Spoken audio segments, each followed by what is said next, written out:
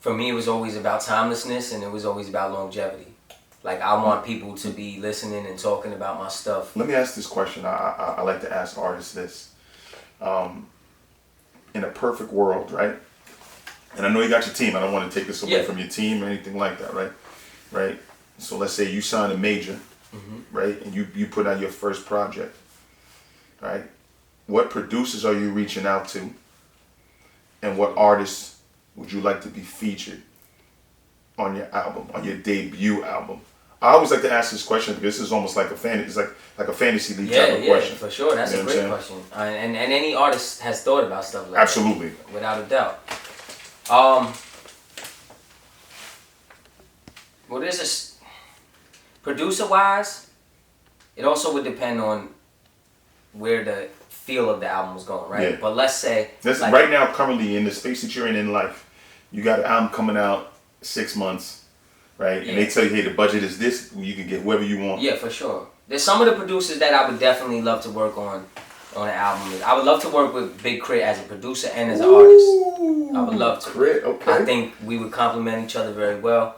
I love the Alchemist production. Yo, you know what I was gonna say? I was gonna say this exact thing. It's crazy that you brought it up. If I heard you on an Alchemist track, bro, I think I'd lose my mind. Yeah, dude. Because I think your cadence, the delivery, hand in hand with Alchemist beat. For sure. So I'm happy you mentioned him. Al. I love Madlib. Okay. I like Madlib a lot. I love Hit Boy, especially with what he's done with Nas in recent years. And you know what I love? Oh man. And he's my favorite. You know, Nas has always been my favorite all time. Man. That I'm just so happy to see him. The run they're on is impressive, and it should be celebrated. You bring up Hit Boy and Nas. Yeah. And the sound that they're creating is almost like they're reinventing that vintage sound that we grew up listening to, but not. It doesn't sound vintage. It don't sound dated. It's new shit. It still sounds modern. And that's the shit that I love. That's why I love Hit Boy, and that's why I mentioned him. That's also, like, I feel like he understands how to... First of all, he's versatile as ever. He can make beats for any type of artist that fits their type of music, right? Yes. But he understands the importance of the feel of that era, the feel that era gave its listeners, yet at the same time without sounding very dated. Because that's, I feel like we would make great music together because that's always been a thing of mine. My music don't sound like it's came out in the 90s. It sounds like it came out when it came out. Yeah. But you can tell that I'm influenced by that era. And I always felt... The golden era, yes, I like to say. Yes, and I feel like that's important. Like, I don't ever want to sound dated. But I want to sound modern, but I don't do trends either. You know what I'm saying? Yeah. So people that would compliment... There's somebody I would love to do for one record on the album too would be Havoc. I would love to do something with Havoc. Man. I feel like, you know, Havoc had some of my favorite beats of all time. Yo, you know what's funny? I started going through his catalog. I realized that he was behind a lot of stuff. A lot of the bangers that I grew up listening to, loving. I didn't know he was around. For sure. You know, so I like Static. I love Static Selector and what he's done a lot with Joey Badass in recent years too. Because Badass is another one who came into the game sounding real 90s. Where if you listen to how his music's progressed now, it doesn't sound so like he still sounds like he was influenced by 90s, but the music itself sounds current, and I appreciate that. You know what I mean? Those are some people off the top of my head. I'm sure. So that's producers. Artist wise. So I mentioned Crit. That's one of the artists. Nas is my all time. You know, if I could do a record with Nas, that's my favorite of all time as well. You know, and some of the new dudes that I listen to a lot right now. I like Vince Staples a lot. Okay. I think Vince had a great album with Ramona Park. I like Westside Boogie. Boogie's a great artist. It's different, bro. It's different. And so this might surprise people, but I really enjoy Kodak a lot too. And really? Yeah, I really enjoy Kodak. I would never expect you to say I know most people probably wouldn't. But you know, I think he's some of his music is just, it just hits you. And there's a lot of I love what you know, if I could do some dumping joints, like I said, on the album it'd be different, but you got Conway and them, of course. Ooh. You know what I mean? They're spitting. I'll tell you that I would enjoy listening to you. Oh, I would like that. Like Conway. I would like Conway that. Right Machine, there. Benny the Butcher. Like, yeah, you know, for sure. West Side, you know, those guys. Shout out to my man Rand, you know, Rand's spitting crazy right now. But like some of the artists that I really like to work with will probably be those that I mentioned for sure. You know. That's what's up. I always ask that question to artists just because everybody got that wish list. Oh, I like Gibbs a lot. And of course Kendrick. I was gonna say, to me Kendrick he's different, bro. Like I think his last project was received, but you have to be a listener and a connoisseur of hip hop to really take that album was complete, dude. Like, you know what I love about Kendrick, bro? Honestly, is that it don't have to be for it doesn't have to be for everybody. Yeah. But for who it's for, they're gonna hold on to that and cherish it. That was a project, bro. I remember when it came out, I'm listening to it. It was a good 2 weeks straight. I was just driving and listening to that joint because that's how you gotta absorb that type of music. You took the words right out of my mouth. That's how you really absorb the music, really get into the bars and the breakdown on some of these things. And I was just like, yo, he's on to something. You know, I don't know if he's gonna continue to create more music, but that sound, this particular album, because Good Kid, Mad City to me is a classic. Yeah, it's one of my, me too. It's in my classic albums. Me too. And to this day, I still listen to it. Like I said, if I'm doing something or I got a long ride, that's in the rotation. Album, yeah, for sure. So, you know, I'm happy that you mentioned those artists. I also think like, especially when it comes to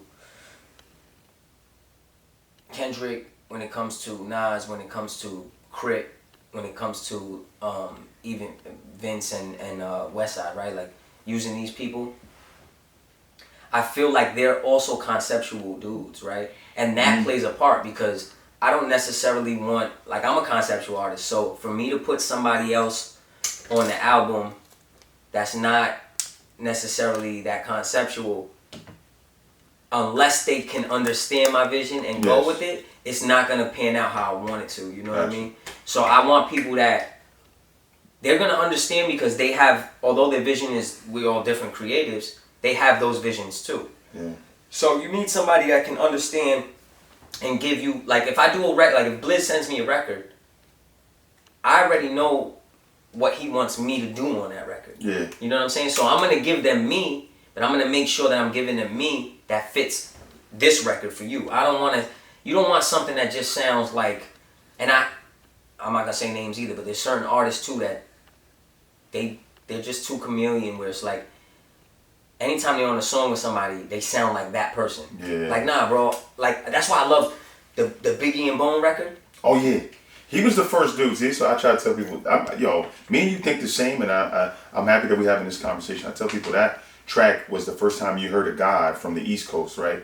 Completely alter his bounce to fit there. The feature. And you know what was dope about it? It was on his album. Yes.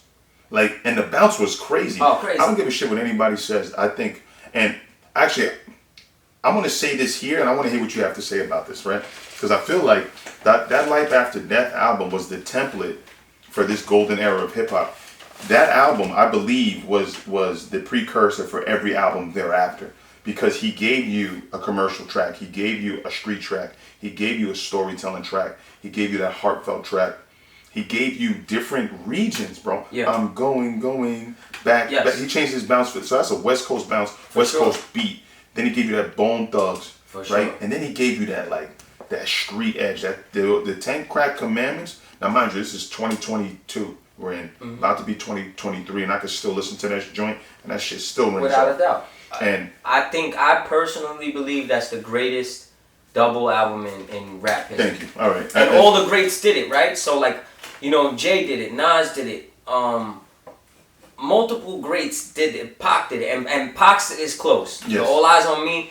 If somebody says that over Life After, I'll never argue with them. Yeah. For me though, it was Life After Death. And you know what was so impressive to me about that? Big was already a really good rapper, but his rapping got so much better. From Ready to Die, like Big was so captivating on Ready to Die because his pain was felt, his storytelling was there, and he was a really good rapper. By the time Life After Death came around, he was an incredible rapper. Like he was rapping circles around other people. And to me, that means something because most people come in the game and they rap worse as time goes on. So to see that he was see that he was still evolving as a lyricist, because you could like Ready to Die or Life After Death better. I'll never debate that. But if you say that he was not a better rapper on Life After Death than Ready to Die, then I know you're not listening. You're not listening. Thank you. Because he was definitely a better rapper at that point, and that's impressive, you know. Yeah, man. That shit is, oh man. Because he was already at the top of the game. Yeah, dude, he was. It's crazy because he was gunned down at 24 years old. I can only imagine. Ooh, they so young, man. Yeah, what would have happened? At the time, we didn't realize how if he young gave us another decade of music. You know what I'm saying? What the face of hip hop would look like if those guys were still around. But you know, we've been doing this for about an hour and some change, man, and I'm definitely open to doing a part 2 to this. But the part 2 I want to do, and I was talking to Jay. I wanted to do Black Vanity. Yeah. But those are my guys too, man. I want the setting to be a little bit different. I want to see if maybe I can get Black.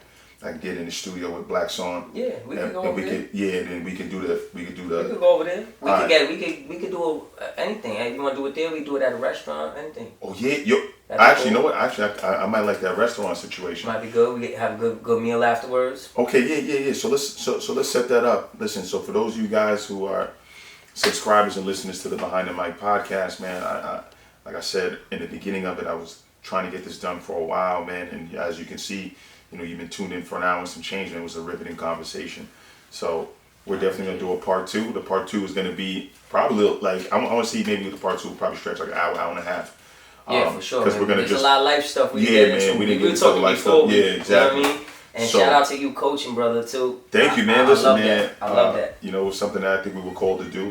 Like I said, we were speaking about off camera, and we just you know we're giving back, man. But for those of you guys who are subscribers and listeners, please like, share, and you know really tap into this episode because I feel like you know we spoke about some things. If you really believe in music and you really understand the craft and what goes into it, I think you get a lot from this episode. So with that being said, man, I wish you guys a blessed and productive one, and I'll see you next episode. Again, my brother. I appreciate it. Anytime, dude.